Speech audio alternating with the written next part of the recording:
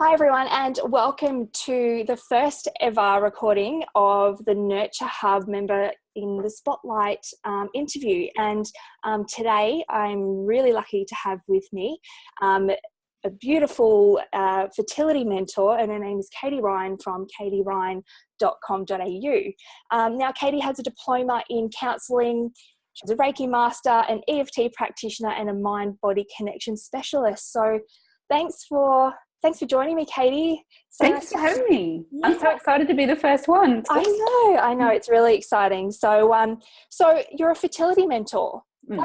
I've actually never heard that kind of term before. I mean, I know that, there are fertility specialists or people that specialize in natural fertility or, so can you just describe to me, like, what is a fertility mentor? What is it that you actually do to help women and couples when it comes to fertility? Sure. So I guess my specialty is, and it just comes from the way that my brain works as well, is I love the question why. I love understanding why. And, for me, there is always a reason. And fertility is one of those really frustrating areas where you can be told, you've got this condition or unexplained infertility, which drives me nuts because I personally don't think there's any such thing, maybe medically unexplained, but not, generally unexplained. So, it's the question why that drives me. And I think that that's the biggest challenge for couples out there, because they're like, we're doing everything we've been told to do. We're doing all the right things. We've been trying and trying and trying. Why hasn't it happened? And so that's the biggest, question that I love to answer is, why hasn't it happened for you? And what can you do about that, to obviously, make your baby and get the outcome that you want to have. So I think that's my driving force is I love a good riddle. I love solving a good mystery. And it just alleviates that frustration for the couples, because once you know why you haven't been able to conceive, then you can do something about it. And taking action is the best antidote to frustration. So once you can do that, then, you're off and running and you can get in the fast lane to baby town, as I like to say. Beautiful. Yeah, no, that definitely... And just from kind of what I've read, on your website and thing, you really kind of come from a different perspective as well, which is really, really beautiful. How did you actually fall or come into this line of work? Was it through any of your own experiences, or was it something that family or friends have experienced and you just wanted to really help? Like, I understand that you come from like a counselling background. Did that kind of also is that how you kind of came into this line of work? It was definitely personal experience to start with. So back in 2008, my husband and I were almost ready to get married, and we were like, the wedding's only a month away. What if we start now, and then we'll find out like a week before the wedding, and we'll have this super cool secret for just the two of us, on the wedding day, and no one will know, and it'll be so awesome. And then later on we can tell them, oh, we knew, and all this stuff. So we started trying like a week before a month before the wedding, I should say, not a week. And it didn't happen then, and we just kept trying, and that was fine. And then, symptoms come up, and I started going to doctors and got things tested, and got some test results for both of us, and that made the gynecologist and fertility specialists say it's not going to happen naturally for you. You need IVF. Wow. And I was like, well, we got from zero to IVF really, really fast, and I'm grateful that we have IVF, but surely there are stops in between. Like, what else can we do? And he's like, well, you could try eating better, but you eat pretty well already. And I just thought, seriously? Like, and I kind of went home really, really dumbfounded, because I'm like, how many other couples are being told the same thing? There has to be something to it. We didn't want to invest the money at that time because we're about to buy our first home. And, it was just really overwhelming, that I kind of felt like I'd been smacked in the face by a brick wall. Like, this is your only option. And so we went from there. I literally started Googling and was like, what else can I do? And I did courses and training, and, both for ourselves and for me professionally. And then, as synchronicity would have it, in my counselling business, I started having more women clients come to me who were saying, I've been trying to get pregnant, I can't get pregnant. And I was like, there's something in that, there's definitely some timing. It's not just a coincidence. So then of course, you know, I was seeing what they were up to, and I work from the mind body connection. Like, that's my main fascination. So if you come in and tell me, you know, these are my symptoms, this is what's going on for me, that immediately lights up in my brain going, well, you know, it could be to do with this, your blockage could be to do around that, and then we investigate that.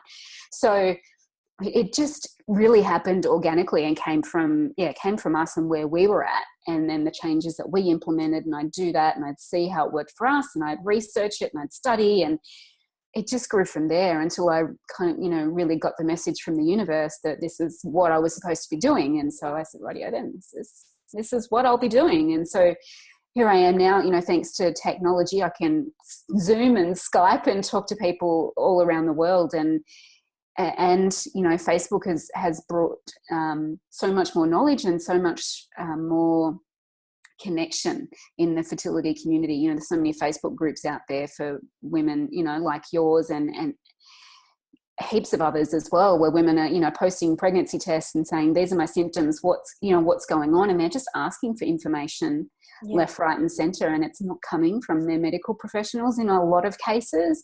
And so there's definitely a lot of scope for the more natural therapies. And I work hand in hand with a lot of naturopaths because, you know, to me, that's you go to. They're going to look at your physical side of things. You know, do you need supplementation? Do you need herbs? You know, what is going to regulate your cycle? That sort of thing. Mm-hmm. And then my gig is the mind body stuff and the energetics. You know, why is this happening to you, and what can we clear so it's out of the way and you can get on and make your baby. Yeah, beautiful. I mean, I definitely feel that the fertility subject can be quite, you know, it is a very touchy subject, but I think we really need to be open and talk about the problems that, or the issues, or the challenges that couples are having, and then really support each other, because I really think that there is this expectation on society that, you know, there is this timeline, there is this flow. Once you meet the person that you want to spend the rest of your life with, then you're being asked,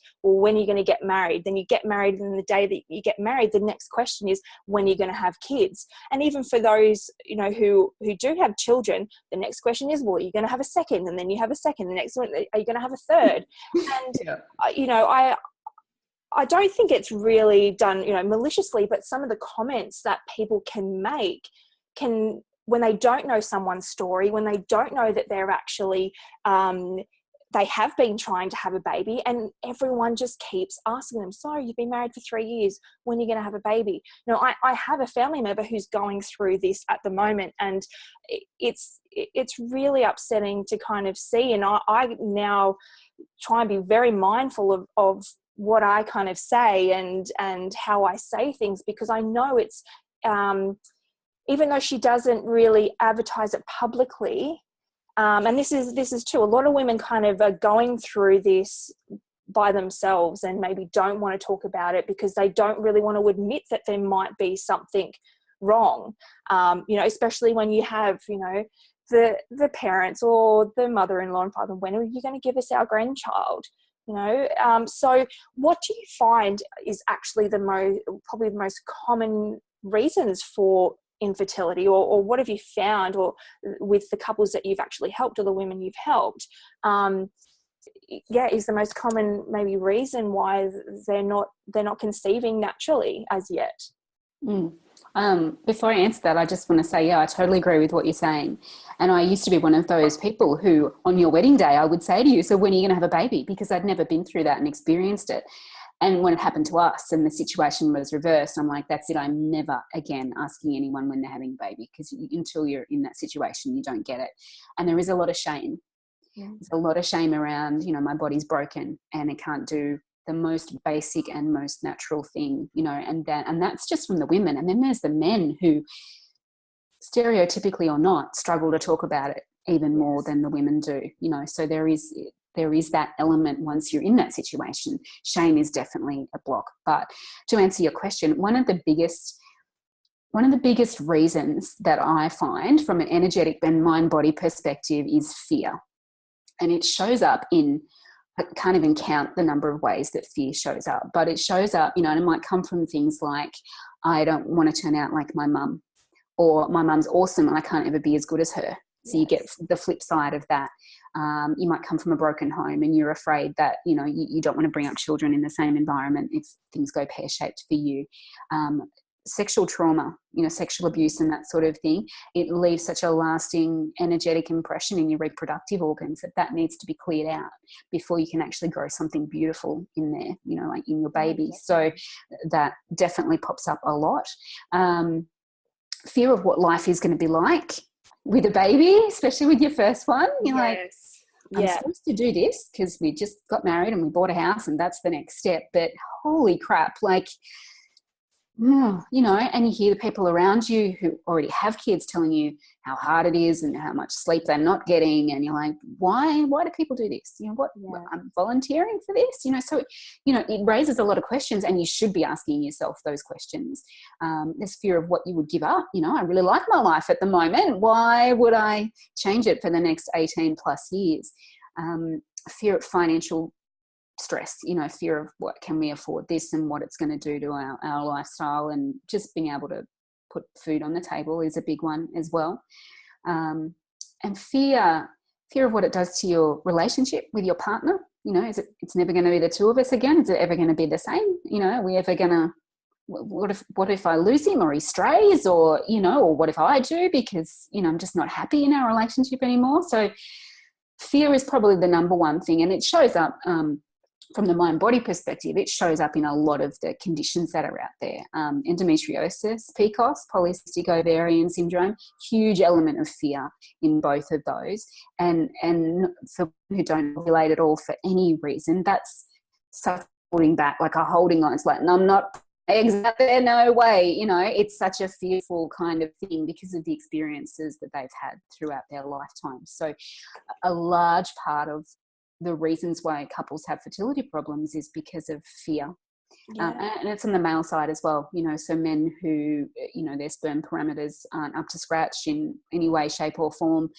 For them, it's fear, am I going to be a good dad? Can I provide for my family? Can I support them? All that kind of stuff. It comes up for them just as much, but they just don't talk about it. Yes, and that's actually what I was going to say as well. Like, do you find that men are very much closed off to this conversation? And, I think too that do the women really take on that it's their fault? Like, if they're not, having a baby, then there must be something wrong with them, because the men a lot of the time will like, well, it can't be me. I surely have great swimmers, so without, and the men kind of also, do you feel that they are reluctant to even get tests done because that's possibly going to be the reason? And if they do find out that it is their swimmers, then what does that do for their ego when they're being a man? So I definitely, through people that I know, that I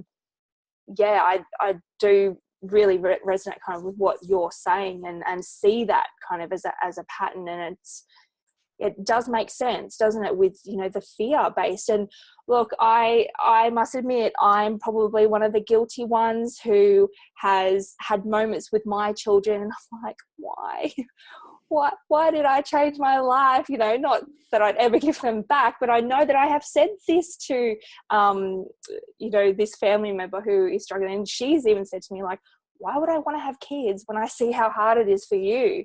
I'm just getting into my career, and do I actually want this? But then I don't want to wait too long, but it's not happening for me now. So will it not happen for me later? And so there's all these, I can totally see where you're coming from. Definitely. So once you kind of, I guess, I guess with the process that you do with your couples, these are probably is this one of the main questions that you ask? You kind of go into maybe the fears, and then that's where you work out, how do you work with them energetically to maybe remove these blocks or move this energy through the body so that their body does start to work, so they can welcome this baby into the world. So how is it that you actually, what are the techniques and things? Do you teach them techniques or give them tools? How do you work with them energetically?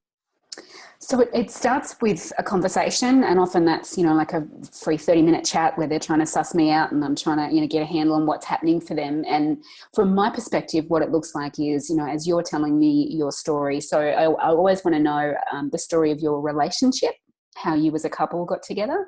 And then I want to know what's the story of you trying for a baby up until now.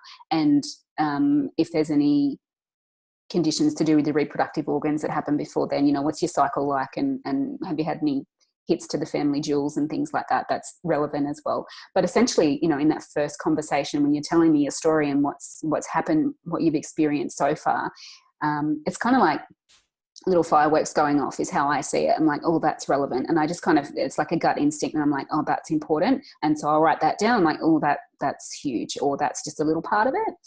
Mm-hmm. And so then normally by the end of that first session, I'm like, okay, guys, so here's what I see is what's going on. And I'll go back through those fireworks and those hits. And I'll be like, I feel like this is an issue. And they'll be like, yeah, it is. Yeah. Okay. And so then, because it's just the first session, I'm like, all right, so this is where we go from here. We need to work on this, and this is, how we're going to do it. So it might be, say that they're afraid of turning out like their mum, to use that example. And it's not that they're ever going to turn up usually and say, oh, I'm really worried about turning out like my mum. It's something that comes up that I pick up on while they're telling me everything else. Okay. And then we need to sort of get to that point where they realise that they're worried of turning out like their mum. So it's a lot of questioning. And then what often will happen is I'll do solo sessions. So if the couple comes together in the first session, then we'll be like, okay, so we need to start with you, the female. And if they're face-to-face or online, it doesn't matter. But for me, I like to start with some energetic work with them. So it's looking at their energy field. I use the chakra system as well. And it's basically tapping into what past experiences are stored in their body. Okay. Because that's the blocks that they can't see, and that's the reason why they're going, why haven't we had a baby yet? So for me, it's tapping into that energy, and they're feeling it as well. They're recognizing it. They're seeing things. They're hearing things. It's all magical and beautiful and awesome. And then we clear that out. And it might be literally, use the same techniques as you would to clear a house. Like, okay, let's bring in some kind of magical vacuum cleaner and suck that experience out, or let's replace it with what you would prefer to have happened instead of that experience that you had. So it's about finding the energetic block, removing it and replacing it with something awesome instead, so that you don't have to repeat the same pattern that's got you where you are at the moment. I do a lot with EFT, which is tapping, or emotional freedom technique, where you do, all these tapping things. Yes. So it's similar to acupressure. It's amazing, and people, often if they've never heard of it, they'll be really skeptical to start with, and then once they've done it, they're like, why do I feel so much better now? Well, you just release that energy that was stored in your body, and you don't have to carry that crap around. So it really, I'm all about fast. I like things that happen quickly. Definitely. But it's important to be thorough as well. So I'll do things like have people journal if they need to really get in touch with what's going on inside themselves. I'm really big on meditation, because you need to have that connection to your intuition. Your body's got all the answers, right? It's got all the wisdom, and it's screaming at you through all these symptoms. This is what's going on. I need your attention over here. Let's fix this if you want to have a baby. But if you've shut down that intuitive connection and you're not listening to your gut instinct, you're not receiving those messages, and you're just getting frustrated because there's that communication block. So meditation can reestablish that connection with your intuition, and it's so important. Good for stress management too, which is so underrated in how much of an impact it has on trying to conceive. So that's some of the things that I like to do energetically with them, and just to, besides the energetic stuff, I guess, which is to me the basis of everything, I give a lot of advice and recommendations on living a fertility friendly lifestyle. Because if you're eating from a fast food restaurant, 3 meals a day and 2 snacks as well, then there ain't no baby making in those, lady parts of yours. So we do go through, what do you currently eat? How do you live? Are you exercising? That sort of thing. And I'll make some recommendations on that, because you've got to marry the practical with the spiritual for it all to work together. And is this also applied to the males as well? Totally. Yeah. Yeah. So it either happens that they come together as a couple from the get-go, or sometimes it's just the woman who's going to come on her own. She's like, oh, my husband said he might come later, or he's just going to see. And I'm like, yeah, it's okay. Yeah. You know, I know where he's at, and that's all right.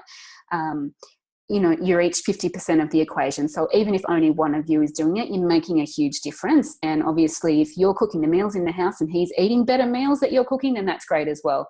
If you've tossed out all the toxic cleaning products, then he's benefiting from that as well. So one is better than none, but two is awesome if both, you know, both of the couple want to come along. So, but yes, it has to be. Doesn't have to be. It's best if it's both of them who are on board. Yeah. And if they're not, then, you know, that's something to look at in terms of where their relationship is at as well, and working together as a united team to be parents down the track.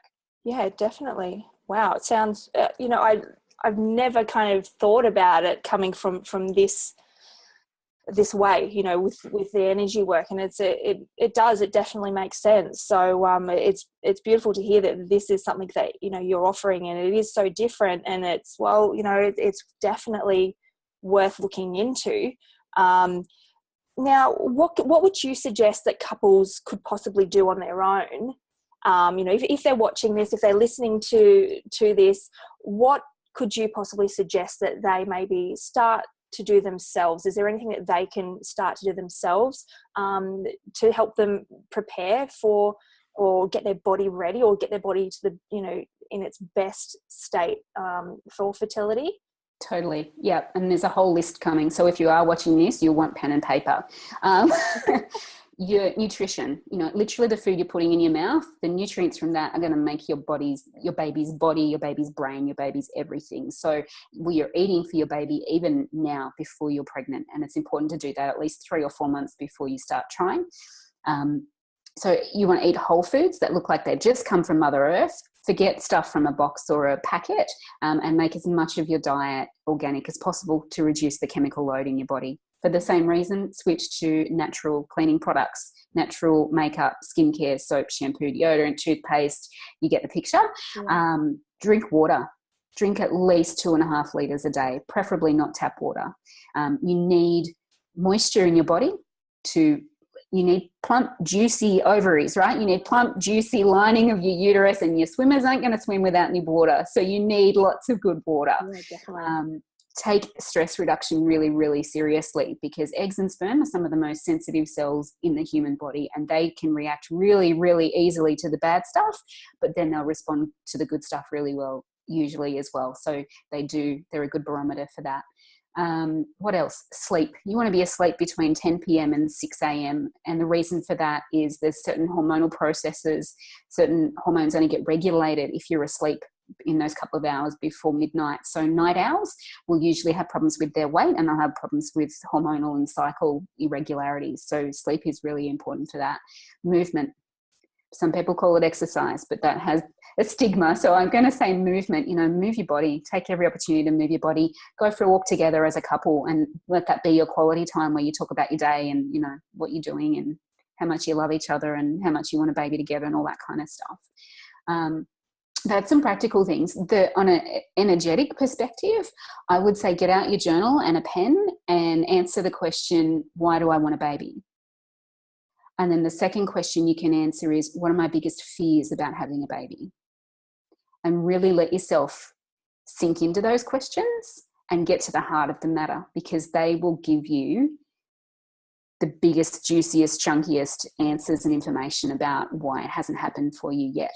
Wow. And then you've got that stuff that you can then work with and work through to get it out of your way.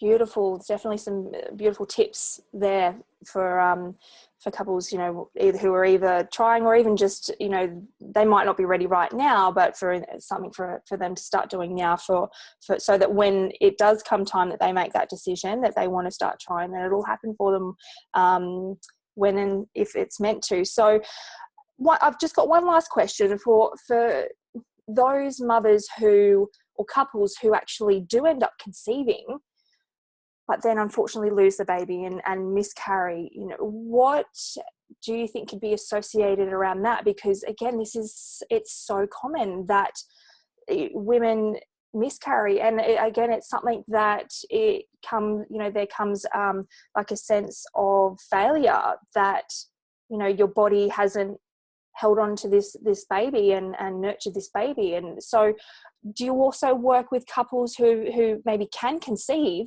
but then it just doesn't seem to continue past that certain time for them? What do you normally work with couples that are like, that this has happened to? Yeah. And again, it's one of those things too that, like we were saying before, people don't talk about, and there's a lot of shame around it too. So it's really important to get it out there, because it's so much more common than anyone thinks it is. Often a lot of the same reasons there's a lot of similar reasons for not being able to conceive and for miscarriage. So a lot of lifestyle factors, chemicals, the electromagnetic radiation, because our bodies, all the Wi-Fi and all the signals that we're subjected to, they're so new, we don't know how our bodies react to that. And some bodies are more sensitive than others. Definitely processed foods and all that kind of stuff. So diet and lifestyle, they're the things you can control. So get them down pat, and you're removing those as a variable from the baby making equation. So much emotion, so much energetic stuff around miscarriage. And this is where we get a bit more spiritual, because it's not just up to the couple, it's up to the baby. And the baby, the soul of that baby has a choice to stay or to go, to see it through or not. And so it is not just in your power as mum and dad to keep that baby here. And often baby needs to come in, and you need to experience that range of emotion, that grief, that loss, that love that goes with that, and find the lesson in it for you, and be able to recover from that, and then decide, do we want to go again, or is that enough? Are we done? A lot of energetic clearing, usually a lot of forgiveness, because as you said, especially the mum will blame themselves for not being able to sustain and keep the pregnancy. So usually there's a lot of forgiveness that has to go on towards her body and towards herself. Because it could definitely create more fear, though, couldn't it? Because they get pregnant, they're over the moon. They may not have told people, they do tell people, and then their body lets this baby go, and then that brings up a whole nother range of fears of, well, if I get pregnant again, will this happen again? How, and then there's the stress as well on the body. And when your body's, releasing the stress hormone, that's not good, certainly not good. So would you suggest that anyone who has maybe experienced a miscarriage, that, working with you on an energetic level can really help them, clear, I guess, even those fears that have now been brought up from the loss, to before they then start trying again? Is that something that you would recommend? Absolutely, because it is that kind of fear and any unresolved grief and everything is going to be a very real block to trying again, if that's what they want to do. And it kind of brings us full circle from what we were saying back at the beginning, when I said one of the main reasons is fear. The main fear that comes out of being pregnant and losing it is then uncertainty. It's that uncertainty. So, well, can we conceive again? Is it going to turn out like this? Am I going to be able to get there? And there's that saying that goes something like, to have a child is to have your heart forever run around outside your body, and in some of the Facebook groups I'm in, people conceive and then go, I didn't realize that the worrying didn't stop once I'd gotten pregnant. They're like, well, what about this? Or I'm spotting, or what does this mean? And the level of anxiety and worry and stress and fear is off the scale. Like, it is just phenomenal. And that's why your stress management and self-care is so vitally important. But yeah, you've got to look at the loss. You can't go around it, you can't go under it, you've got to go through it, and you've got to feel it. And I always like to describe not just fear, but any kind of emotion to my clients. I'm like, when you drink a glass of water, and if you tried to hold that in, like, how would that feel? You're like, well, my bladder's going to feel like it's going to be really freaking painful, right? I'm not going to want to do that. I'm going to need to let it out. And I said, well, that's the way you want to deal with emotions, so you might get angry, or you might get sad, or you might get anxious. Just let it flow through you, because it's got to go out, or it's going to cause you pain. It's going to stay in your body for however long until you release it. So I know people are scared of pain and scared of feeling their emotions, but it only needs to be temporary. It's just got to flow through, you know, do what it needs to do, take their lesson from that and let it flow out again. Otherwise, you're going to be in a lot of pain for a really long time. So definitely clear any energetic blocks from any losses that you've had, no matter how early the pregnancy was, you know, whether it was you found out at 3 weeks and then it was gone a week later, or, you know, even really late term stillbirths. Mm-hmm. It's all got to be sorted out before you're really going to be free to try again. Wow. Well, how can couples learn more from you then? Like what? So I see that you offer face-to-face around the Newcastle region, but you do online. So how, for the listeners, for anyone watching this, for anyone reading, you know, the blog, how can they contact you to work with you? I would say first step would be go to the website, which is katieryan.com.au. You will find free resources there. There's a 15-minute meditation where you can actually connect with your body and get some answers directly from the source about what's going on for you and your fertility. Wow. There's also a free 7-day challenge called Solving the Mystery of Your Fertility. We go through a lot of the tips in more depth that I've talked about today about what can you do to make sure that you're doing all the right things and to remove some of those variables that could be in your way. The website's also going to give you a couple of options about working with me either face-to-face or over Skype.